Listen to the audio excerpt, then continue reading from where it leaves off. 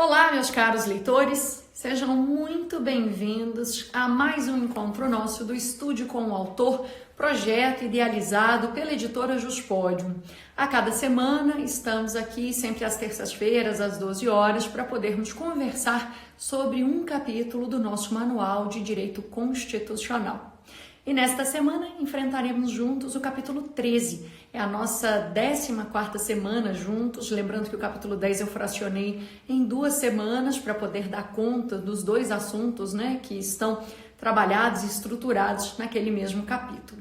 Pois bem, hoje então a gente inicia aqui o nosso estudo sobre o tema Processo Legislativo, é o capítulo 13 do nosso livro, estamos já na página 1029, ou seja, já passamos há um certo tempo da metade do nosso livro, então esse projeto está indo muito bem, com muita satisfação que eu inauguro mais uma terça-feira de comentários aqui. Acho que a primeira coisa que eu devo te explicar sobre esse capítulo e que acaba sendo fruto de inúmeras dúvidas por parte dos leitores é a seguinte.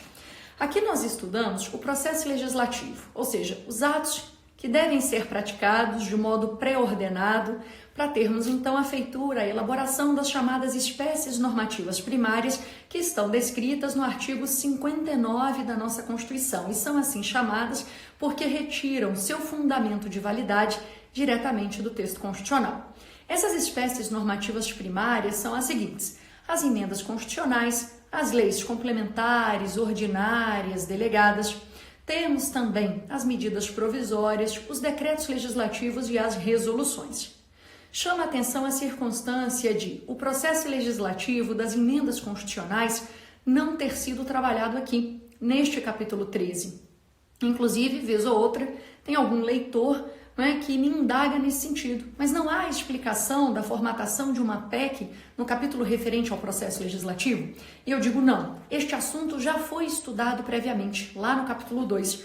Quando tratamos do poder constituinte originário, uma consequência lógica de termos estudado este assunto é verificarmos quais são os poderes que o PCO deixa em seu lugar quando sai de cena.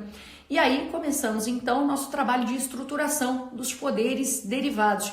Estudamos o poder derivado decorrente, responsável pela elaboração das constituições estaduais, e logo na sequência o poder derivado reformador, que elabora, que confecciona as constituições, que confecciona as mudanças que serão feitas à nossa Constituição Federal. Então, todo o trabalho referente à reforma constitucional consta aqui do nosso capítulo 2. Eu vou lhe mostrar, abrindo aqui o sumário do capítulo 2, em que item você encontra isso, porque essa é uma dúvida bastante recorrente. Então, dentro do capítulo 2, dê uma olhada no item 10, em que trabalhamos os poderes constituídos. E aí, no item 10.2.2, falamos do poder constituído reformador. Eu até coloquei entre parênteses aqui, elaboração das emendas constitucionais. Por que eu fiz isso? Porque essa é uma dúvida recorrente. Não se trabalha o processo de feitura de emendas nesse livro? Claro que eu trabalho, mas aqui no item 10.2.2 do capítulo 2. Então, você que vai estudar o processo legislativo e precisa conhecer também a atividade de reforma, você pode agregar essa informação aqui no sumário do capítulo 13, tá? Você pode simplesmente anotar aqui, sobre emendas constitucionais, ver no capítulo 2, o item 10.2.2. Combinado? Então, vamos conversar um pouco sobre o processo legislativo, agora que eu fiz esse esclarecimento que é central para você que é meu leitor e quer estudar o assunto em toda a sua inteireza. Venha cá, quando a gente fala em processo legislativo, estamos tratando, portanto, dessa sucessão de atos pré-ordenados que precisam ser praticados para que então seja elaborado uma espécie normativa primária. Esse capítulo é inaugurado trabalhando justamente o processo legislativo ordinário. Por quê? Porque ele é o mais básico e completo de todos, formado pelo maior número de fases e atos. Portanto, ele serve como um ponto de partida para você entender o processo legislativo, em especial quando você for estudar os processos legislativos diferenciados, chamados de especiais, justamente porque eles possuem alguma distinção, alguma diferença com relação ao processo legislativo ordinário. Então, o processo legislativo ordinário, o mais básico e completo de todos, é aquele tendente à feitura, à elaboração das leis ordinárias. Ele é formado por 3 fases. Você lembra quais são? Fase introdutória, fase constitutiva e fase complementar, também chamada de fase de integração de eficácia. A essas fases correspondem certos atos. Então, na fase introdutória, nós temos um único ato, que é o ato de iniciativa. Na fase 2, que é a constitutiva, nós temos 3 atos. A deliberação, que se passa, claro, no legislativo, por meio das comissões. Então, temos a deliberação, a votação e a deliberação executiva, que é o momento da sanção ou do veto presidencial. Então, fase 1, fase introdutória, com um único ato, que é o de iniciativa. Fase 2 é a fase constitutiva, com a deliberação, com a votação e com a deliberação executiva, ou sanção ou veto presidencial. E a terceira fase, que é a fase complementar, também chamada de fase de integração de eficácia, é composta por 2 atos, a promulgação e a publicação, tá? Agora, isso é para o processo legislativo ordinário. Afinal de contas, esse é o mais básico, o mais completo de todos, formatado, então, pelo maior número de fases e atos. Agora, curiosamente, quando a gente estuda o processo legislativo ordinário, tanto em aulas, se você for meu aluno, quanto aqui no livro, se você é meu leitor, você nota que já fazemos uma associação com o processo legislativo ordinário, de feitura de leis ordinárias, com o processo legislativo especial de confecção de leis complementares. Por quê? Porque as leis complementares, elas são elaboradas segundo um processo legislativo que, em termos constitucionais, é basicamente o mesmo do processo legislativo de feitura de leis ordinárias. Eu digo em termos constitucionais porque, claro, verificaremos depois nos regimentos internos das casas legislativas outras diferenças entre o processo legislativo especial para a feitura de leis complementares e o processo legislativo ordinário. Mas, de acordo com as regras e o procedimento estabelecido em nossa Constituição, a feitura de uma lei complementar segue basicamente o mesmo trâmite de feitura de uma lei ordinária, com uma diferença que é referente à maioria de aprovação. A lei ordinária, nos termos do artigo 47 da nossa Constituição, será aprovada por maioria simples, e a lei complementar, nos termos do artigo 69 da nossa Constituição, vai ser aprovada por maioria absoluta. Qual a diferença entre essas expressões? Para começar, lembre-se do que é maioria. Maioria é o primeiro número inteiro após a metade. Cuidado para não dizer que maioria é 50% mais 1. Não, maioria é o primeiro número inteiro após a metade. Maioria simples significa o quê? A maioria dos presentes. Maioria simples é a maioria dos presentes, desde que haja, evidentemente, quórum. Ou seja, desde que, de início, eu tenha verificado que a maioria dos membros esteja já presente, aí eu tenho quórum, eu posso iniciar a votação. Então, maioria simples é a maioria dos presentes, maioria absoluta é um número fixo, é a maioria dos membros. Vamos traduzir isso em exemplos concretos para podermos ilustrar estes conceitos, estas expressões, para que não reste dúvida para você que está acompanhando aqui este encontro e já leu esse capítulo no manual. Então, pensemos na aprovação de um projeto de lei complementar no Senado Federal. O Senado Federal é uma casa legislativa composta por 81 integrantes. Então, se eu quero aprovar um projeto de lei complementar no Senado, eu preciso da aquiescência, da concordância de 41 senadores da República, no mínimo. Por quê? Porque eu preciso da concordância de, no mínimo, a maioria dos membros, tá? Então, isso para aprovação de um projeto de lei complementar. Imaginemos que numa determinada sessão de votação no Senado, dos 81 membros, estavam presentes 60. Desses 60, se eu quero aprovar um projeto de lei complementar, eu preciso do voto de quantos? 41. O número é fixo, porque é a maioria dos membros.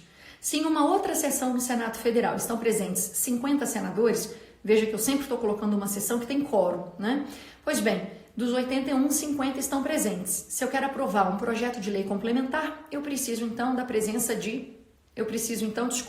aquiescência de, no mínimo, 41 senadores. Por quê? Porque a maioria absoluta é um número fixo, porque é a maioria dos membros. Agora, vamos traduzir isso para a aprovação de um projeto de lei complementar para você ver como a coisa muda de figura. Dos 81 senadores, imaginemos que 30 estavam presentes na sessão. Posso colocar em votação aquele projeto de lei ordinária? Resposta não, porque eu não tenho quórum. Quórum é a presença da maioria dos membros. Então, dos 81 senadores, para ter quórum, eu preciso que pelo menos 41 estejam presentes. Se eu só tenho 30, eu não tenho quórum para poder iniciar essa votação não vai acontecer. Bom, no outro dia, dos 81 senadores, estavam presentes 60. Desses 60, se eu estou aprovando um projeto de lei ordinária, eu preciso da aquiescência, da concordância de quantos? de 31, porque eu preciso da maioria dos presentes. Se eu tenho 60 presentes, com 31 votos, eu aprovei o projeto de lei ordinária. Então, lembre-se, maioria simples é a maioria dos presentes. Como depende do número de integrantes que estão presentes naquela sessão, é um número que vai variar. Já a maioria absoluta é o número de membros, então é um número fixo. Não se esqueça disso. Combinado? Beleza. Então, continuando aqui nossa conversa. Por que eu posso estudar em conjunto o processo legislativo de feitura de lei ordinária com o processo legislativo de feitura de lei complementar? Eu posso fazer isso porque, em termos constitucionais, a única diferença que eu encontro é a maioria de aprovação. No mais, o processo legislativo para feitura, para confecção de ambas as espécies normativas é o mesmo, é idêntico. Essa é a única distinção que a nossa Constituição Federal coloca em termos procedimentais, formais, com relação à feitura de um projeto de lei complementar e de um projeto de lei ordinária, a maioria de aprovação. Maioria simples para a lei ordinária, artigo 47, maioria absoluta para a lei complementar, artigo 69. Agora, cuidado, por quê? Porque além dessa diferença no aspecto formal procedimental, existe na própria Constituição uma outra distinção entre lei ordinária e lei complementar, que é referente ao campo material de atuação. Lei complementar tem matéria taxativa, o que significa que eu vou me valer dessa espécie normativa naqueles casos em que a Constituição expressamente indicar algo nesse sentido. Então, lei complementar tem matéria taxativa. De outro lado, lei ordinária tem matéria residual. Você vai utilizar a lei ordinária quando a Constituição não pedir expressamente nem lei complementar, nem decreto legislativo, nem resolução. Aí, esse campo material residual, esse campo material que remanesce, ele é, então, na verdade, preenchido pela edição de lei ordinária. Mas essa é uma diferença de caráter material e não formal, por isso não impacta no processo legislativo. Acho que seria interessante esclarecermos aqui também que essa distinção no processo legislativo que existe entre a feitura da lei ordinária e a feitura da lei complementar, que é uma distinção referente à maioria de aprovação, e a maioria de aprovação da lei complementar é mais dificultosa, então é mais complexo aprovar uma lei complementar, evidentemente, essa distinção não torna a lei complementar uma espécie normativa hierarquicamente superior à lei ordinária. Ambas são espécies normativas infraconstitucionais, estão abaixo da Constituição, então estão no mesmo patamar hierárquico normativo, em que pese essa distinção referente à maioria de aprovação. É claro que existem ainda hoje vozes na doutrina que indicam que há hierarquia entre essas espécies normativas, mas são vozes minoritárias e que não encontram respaldo na jurisprudência do Supremo Tribunal Federal. Nossa Corte Suprema indica não haver hierarquia entre lei ordinária e lei complementar. O que há entre elas é uma distinção referente ao campo de atuação. Então eu tenho matéria taxativa para a lei complementar, matéria residual para a lei ordinária, mas eu não tenho diferença hierárquico-normativa entre essas duas espécies, ok? Pois bem, mais um detalhe antes de avançarmos. Se eventualmente uma lei ordinária tratar de matéria prevista para a lei complementar, claro que essa lei ordinária estará afrontando a Constituição Federal que reservou aquele assunto para ser regulado de forma exclusiva por lei complementar. Portanto, não há outra resposta possível senão a de considerarmos que aquela lei ordinária é inconstitucional. Então, lei ordinária que trata de matéria prevista para a lei complementar é claramente uma lei inconstitucional.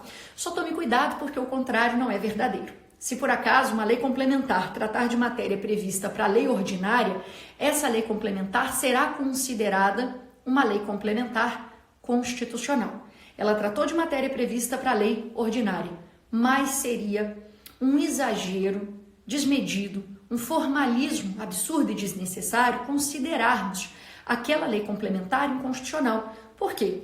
Porque ela seguiu basicamente o mesmo processo legislativo previsto para a feitura de lei ordinária. Onde há diferença formal na feitura e na confecção dessas duas espécies normativas, a lei complementar se apresenta neste ponto de distinção como uma aprovação um pouquinho mais solene, mais gravosa. É como se eu dissesse: o legislador poderia ter escolhido um caminho retilíneo para a feitura e para a elaboração da lei ordinária. Ele optou por um caminho um pouquinho mais complexo, mais dificultoso, quando resolveu tratar aquele assunto, que é assunto de lei ordinária, via construção e feitura de uma lei complementar. Então ele poderia ter escolhido um caminho mais simples, um caminho mais fácil, mas ele escolheu um caminho mais gravoso, mais dificultoso. Isso tornou a lei complementar inconstitucional? Não. A lei complementar é constitucional e será mantida no ordenamento jurídico, mas com um detalhe importante. Ela só é complementar na forma, na roupagem. Aquele assunto continua sendo assunto de lei ordinária. A circunstância de o legislador, de o Congresso Nacional ter escolhido tratar um tema que é residual, que poderia ter sido regulado por lei ordinária. A circunstância de o Congresso ter escolhido tratar este assunto por meio de uma lei complementar não faz com que agora aquele tema seja tema de lei complementar. Então, essa lei complementar que tratou de um assunto que é de lei ordinária é constitucional, pode permanecer no ordenamento jurídico, mas só é uma lei complementar na forma, na sua roupagem. A alma dela segue sendo de lei ordinária. O que significa que aquela lei complementar, que só é complementar na forma, porque materialmente o assunto segue sendo de lei ordinária, significa que essa lei complementar pode vir a ser revogada por uma lei ordinária posterior, que trate desse mesmo assunto de uma forma distinta. Então agora quer dizer que lei ordinária revoga lei complementar? Isso não afronta o princípio do paralelismo das formas? Perceba, lei ordinária revoga lei ordinária. Lei complementar revoga lei complementar, mas neste específico caso eu tenho uma lei que eu diria híbrida. É complementar na forma, na roupagem, mas a matéria é de lei ordinária. E isso significa, sabe o quê? Que uma lei ordinária posterior, que regulamente o assunto de uma forma distinta, pode revogar aquela lei complementar anterior, sim. Pode. Então, lei ordinária posterior revoga esta lei complementar anterior se é uma lei complementar que só possui essa característica com relação à roupagem, porque, no final das contas, tratou de assunto que era previsto para a lei ordinária. Tudo bem? Então, com essa explicação, eu justifico para você porque que sempre estudamos o processo legislativo ordinário, de feitura de leis ordinárias, ao mesmo tempo em que verificamos a feitura das leis complementares. Este segundo não é um processo legislativo especial? Por que eu estudo ao mesmo tempo? É um processo especial porque tem alguma diferença com relação ao ordinário. E essa diferença na Constituição é única, é referente à maioria de aprovação. Tirando isso, então, todo o mais, de acordo com as regras procedimentais da Constituição, é similar, podemos então estudar o processo legislativo de lei ordinária em associação com o processo legislativo de lei complementar, sim. Lembrando o óbvio, os regimentos internos das casas legislativas, eles trazem outras distinções formais procedimentais da feitura, da confecção de lei ordinária e de lei complementar, tá bem? E ao longo dos capítulos aqui, ao longo dos itens referentes a esse assunto, a gente vai trabalhando, a gente vai reconhecendo quais são essas distinções. Tudo bem? Maravilha. E agora, para seguirmos. Quando a gente começa o estudo do processo legislativo ordinário em associação com o de lei complementar, o primeiro ato que a gente estuda é a iniciativa. E ali surge talvez um dos artigos mais importantes para provas em geral sobre o processo legislativo, que é o parágrafo 1º do artigo 61. Entenda, o artigo 61 fala de iniciativa e me diz então quem pode apresentar projetos de lei.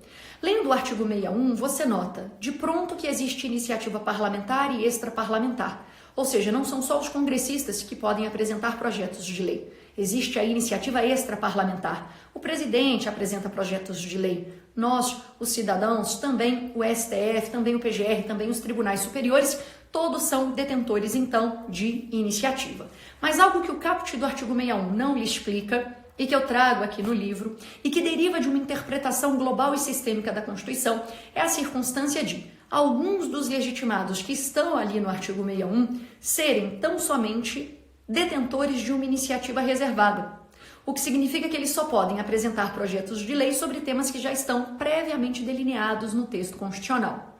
Isso significa, então, que certas entidades e autoridades que estão listadas no artigo 61 não podem apresentar projetos de lei sobre quaisquer temas, sobre múltiplos assuntos. Só podem apresentar projetos de lei sobre assuntos que já estão previamente descritos na Constituição. É o que se passa, por exemplo, com o STF. O STF não apresenta projetos de lei, por exemplo, criando novos crimes, tratando do Estatuto da Criança e do Adolescente, tratando de direito comercial ou de direito do trabalho.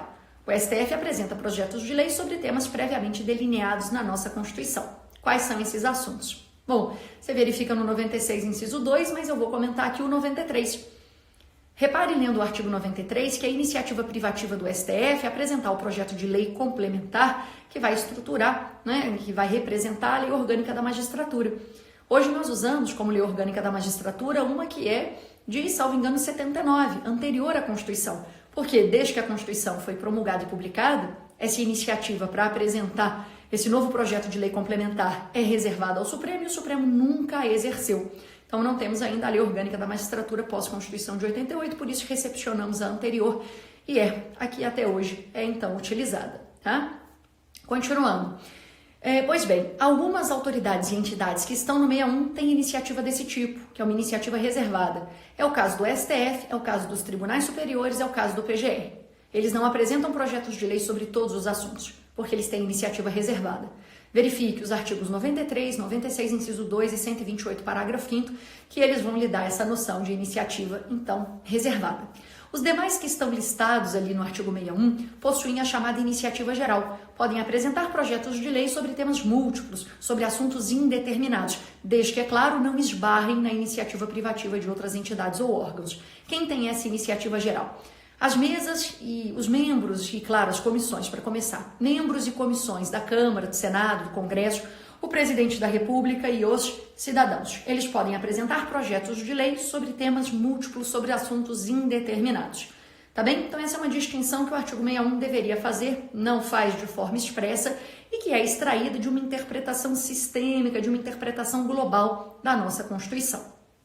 Na sequência, é bom você estudar o artigo 61, parágrafo 1º, um dos dispositivos mais cobrados em prova, justamente porque ele elenca alguns assuntos que representam matéria reservada para o presidente.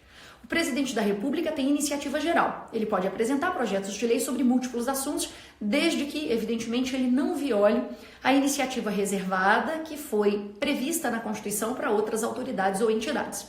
Então, ele tem iniciativa geral, apresenta projetos de lei sobre múltiplos temas. Mas ele tem matéria reservada, o que significa que os assuntos que estão listados no parágrafo 1º do artigo 61 só podem ser objeto de um projeto de lei se este for veiculado pelo presidente da República. Então, primeira coisa, ler o parágrafo 1º do artigo 61. Vira e mexe, você vai encontrar questões de prova que dizem assim: um deputado federal apresentou um projeto de lei aumentando a remuneração de servidores públicos federais. Você vai ver que isso afronta o que está no artigo 61, parágrafo 1º, inciso 2, a linha A. Ou seja, usurpou a iniciativa do presidente. Então, muito cuidado que esse dispositivo é sempre muito exigido em prova. E mais, o Supremo Tribunal Federal já disse que esse parágrafo 1º é norma de repetição obrigatória, o que significa que essas mesmas matérias que estão elencadas nesse artigo, quando forem traduzidas para as outras esferas da federação, devem ser reservadas aos respectivos chefes do Poder Executivo. Por quê? Porque a norma é de repetição obrigatória. E tem mais, se houver usurpação de iniciativa do presidente, este vício gera um vício de iniciativa, que é um vício formal, que contamina todo o projeto de lei, ocasionando uma inconstitucionalidade total, que pode ser também considerada como inconstitucionalidade formal, propriamente dita subjetiva. Inconstitucionalidade formal, propriamente dita, é aquela que deriva de algum vício no processo legislativo. Quando esse vício é referente à iniciativa, a gente intitula essa inconstitucionalidade de formal propriamente dita subjetiva.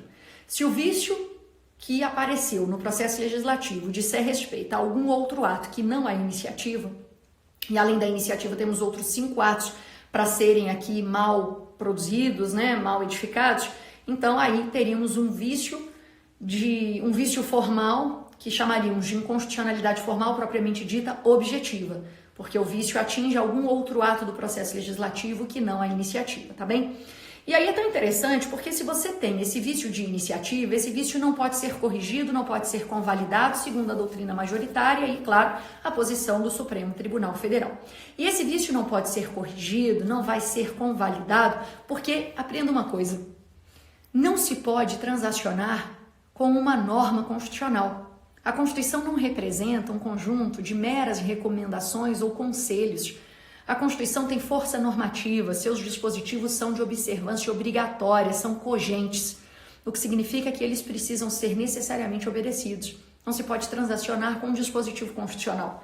Então, se a iniciativa do presidente é usurpada, ainda que posteriormente ele apresente no final da fase constitutiva sua aquiescência, ou seja, que ele sancione o projeto de lei, a sanção não tem o condão de sanar o vício de iniciativa. A sanção não corrige esse vício, não consegue convalidar, corrigir esse pecado original. Até porque se a Constituição diz que a iniciativa deveria ser do presidente, essa é uma norma que tem força cogente que precisa ser observada. E nem mesmo o presidente, que é o detentor da iniciativa, pode abrir mão dela e dizer: tudo bem, a iniciativa era minha, mas eu abri mão e deixei aqui que outra entidade apresentasse o projeto, mas agora eu sanciono e concordo com ele. Não dá. A sanção presidencial ao projeto de lei não corrige, não convalida o vício de iniciativa. O enunciado número 5 da súmula do STF já está há muitos anos superado por esses motivos que eu elenquei aqui, tá bem? Ainda sobre a iniciativa, é bom lembrarmos que existe iniciativa popular para a apresentação de projetos de lei, lei ordinária e lei complementar. Lembrando que este projeto deve ser apresentado na Câmara dos Deputados, que é a casa que representa o povo. Agora, os requisitos que foram postos lá no parágrafo 2º do artigo 61, para que nós, os cidadãos, possamos exercer essa iniciativa popular, eles são tão rigorosos que este instituto acabou se tornando em nossa Constituição decorativo. Quase não temos leis que sejam fruto de iniciativa popular, justamente porque os requisitos são extremamente rigorosos e difíceis, portanto, de serem cumpridos. Imagine, eu preciso reunir assinaturas que correspondam a 1% do eleitorado nacional. Você tem ideia que número é esse hoje? Aproximadamente 1.400.000 assinaturas precisam ser colhidas e elas devem estar distribuídas em pelo menos 5 estados. E o estado só é considerado participante se ele envia pelo menos 0,3% do seu número total de eleitores ali nas assinaturas. Ou seja, os requisitos são extremamente gravosos, difíceis de serem cumpridos, razão pela qual a iniciativa popular para a apresentação de projeto de lei tornou-se então um instituto basicamente decorativo em nossa Constituição. Mas ele existe lá no artigo 61, parágrafo 2º, ele existe também nas outras esferas da federação. Uma recomendação que eu te faço aqui no manual é para que você leia o artigo 27 em seu parágrafo 4º e o artigo 29 em seu inciso 13, para que você note que existe também iniciativa popular para a apresentação de projetos de lei nas outras esferas da federação. E é claro que é sempre importante lembrarmos que não existe iniciativa popular para a apresentação de PEC, nos termos do artigo 60 da nossa Constituição. O artigo 60 consagra um rol que é taxativo e ele não prevê iniciativa dos cidadãos para a apresentação de uma proposta de emenda à Constituição. Agora, essa vedação em âmbito federal de os cidadãos não poderem apresentar PEC, não poderem apresentar proposta de alteração da nossa Constituição Federal, isso não é norma de repetição obrigatória, não. Tanto é que grande parte das nossas constituições estaduais permitem que haja a apresentação de proposta de emenda em âmbito estadual por iniciativa popular. Das 26 constituições estaduais que nós temos, em 16 existe essa previsão. Em 16 constituições estaduais, nós temos a previsão de iniciativa popular para a apresentação de PEC à Constituição do Estado. Então, realmente é um número a se considerar, né? Pois bem, esse é o ato iniciativa. Para mim, o ato mais importante porque deflagra, porque inicia o processo legislativo. E é repleto de pormenores que podem ser exigidos em prova. Aqui no livro você vai reparar, inclusive, que a iniciativa nos toma um tempo bastante amplo. São vários os itens trabalhando a iniciativa, em especial para poder lhe mostrar, por exemplo, que existe iniciativa, olha só, iniciativa parlamentar, extraparlamentar, iniciativa concorrente, iniciativa vinculada, iniciativa geral, iniciativa reservada, privativa e por aí vai. Então a gente dedica uma boa parte do nosso estudo no processo legislativo a esse ato que eu escolhi comentar aqui nesse encontro porque reputo que seja um dos mais importantes para a sua preparação, tá bem? Enfim, esses encontros eles são muito rápidos, né? Eu quando vejo aqui a hora, normalmente já passei das 12h30 e já chegou o momento de eu encerrar aqui a minha fala, né, de apresentação desse capítulo com algum comentário sobre algum ponto que seja importante, que seja interessante. E na criação que eu faço previamente à minha entrada ao vivo aqui, eu sou sempre muito generosa com o meu próprio tempo e estabeleço uma meta que eu costumo chamar de stalinista, ou seja, que eu não vou conseguir cumprir nunca, que é às vezes a de apresentar todos os atos, né, o que acaba não dando tempo. Mas, veja só, eu vou rapidamente aqui chegar até um ponto onde eu queria para tratar de um tópico que eu acho importante, referente a uma decisão do Supremo que chamou bastante atenção. Então, falamos do ato de iniciativa. Na sequência, vamos inaugurar a fase constitutiva, que é a fase 2, com o ato de deliberação. A deliberação é a discussão da proposição, ela acontece nas comissões, né? Lembrando que toda Casa Legislativa submete a proposição à CCJ, que faz uma análise, inclusive, da constitucionalidade da proposição. Bom, depois que as comissões ofertam seus pareceres, né, e não sendo o caso de a votação acontecer internamente na comissão, o que poderia acontecer em se tratando de um projeto de lei ordinária, a proposição é levada à votação no plenário da Casa, depois, então, ela é encaminhada para o presidente da República. Então, o projeto de lei aprovado nas duas casas legislativas, então o projeto foi discutido e votado em cada casa, e aprovado em ambas, ele é encaminhado para o chefe do Poder Executivo, que terá o prazo de 15 dias úteis para se manifestar. Se ele ficar em silêncio neste período, o silêncio será interpretado como sanção tácita. Quem cala consente não, quem cala sanciona. Se o presidente ficar em silêncio nos 15 dias úteis é porque ele sancionou tacitamente a proposição na sua integralidade.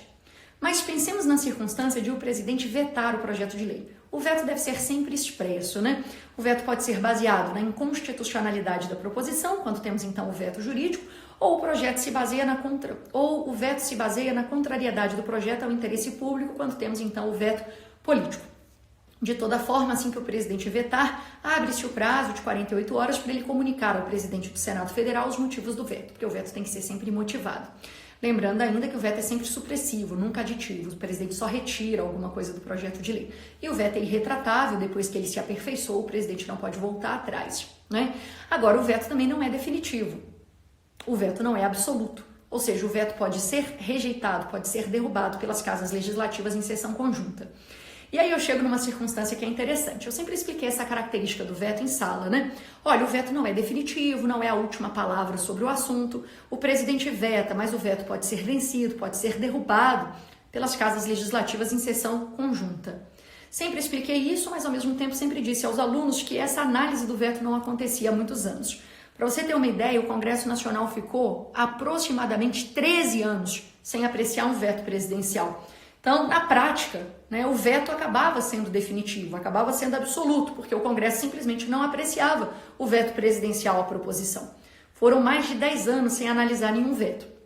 Até que chegou um momento, no ano de 2013, em que o presidente vetou uma proposição que o Congresso queria aprovar. Então, o Congresso aprovou nas duas casas, encaminhou para o presidente vetou. E aí eles começaram a se organizar para poderem finalmente apreciar um veto e poderem rejeitar e derrubar aquele veto em sessão conjunta. Eis que, então, a base governista se articulou para dizer o seguinte: beleza, vocês podem querer apreciar o veto, mas venha cá, tem 13 anos de vetos não analisados, aguardando análise em sessão conjunta. Quer dizer, disse então a base governista, vocês só podem apreciar esse veto presidencial, que agora lhes interessa muito, se antes vocês verificarem esses outros vetos, todos que foram apostos aos projetos de lei nos últimos 13 anos. E aí a oposição, que queria derrubar o veto presidencial, foi ao Supremo Tribunal Federal, no mandado de segurança, que é o 31.816. Quem foi o redator desse acordo foi o saudoso ministro Teori Zavascki. E aí, então, a oposição, que queria apreciar o veto presidencial, foi discutir isso no Supremo. Preciso mesmo avaliar os vetos na ordem cronológica? Ou seja, tem 13 anos de vetos não analisados. Eu quero verificar para derrubar esse veto agora. Preciso antes verificar os 13 últimos anos de vetos que tivemos? E aí, nessa ocasião, o Supremo respondeu que não, que o veto não precisa ser apreciado em ordem cronológica. E essa é uma decisão que eu queria comentar, que pouca gente observa quando está estudando o processo legislativo. Tá bem? Então, com esse comentário, eu encerro minha participação dessa terça-feira, agradecendo a presença de todos. E, claro, lhe convidando para a próxima terça, em que vamos conversar sobre o capítulo de número 14, que eu adoro também, que é Poder Executivo. Se você é meu aluno, se você é meu eleitor, você deve ter notado o quanto me agrada ensinar a estruturação do Estado e dos poderes, as matérias essencialmente constitucionais. Obviamente, são aquelas que receberam de mim o maior carinho, a maior atenção, claro, né? Então, na próxima semana, na próxima terça-feira, dia 14, nós estamos juntos para mais um encontro, capítulo 14, artigos 76 a 91 da nossa Constituição. serão então aqui apreciados. Vou publicar no Stories agora o cupom de desconto para você até às 15 horas do dia de hoje poder adquirir esse livro com preço diferenciado e passar então a integrar o time que estuda esse livro aqui comigo nesse projeto magnífico que a editora Juspodium criou. Muito obrigada pela sua presença em mais essa terça-feira. Nós nos vemos então na próxima, tratando do Poder Executivo, capítulo 14 do meu manual. Até breve.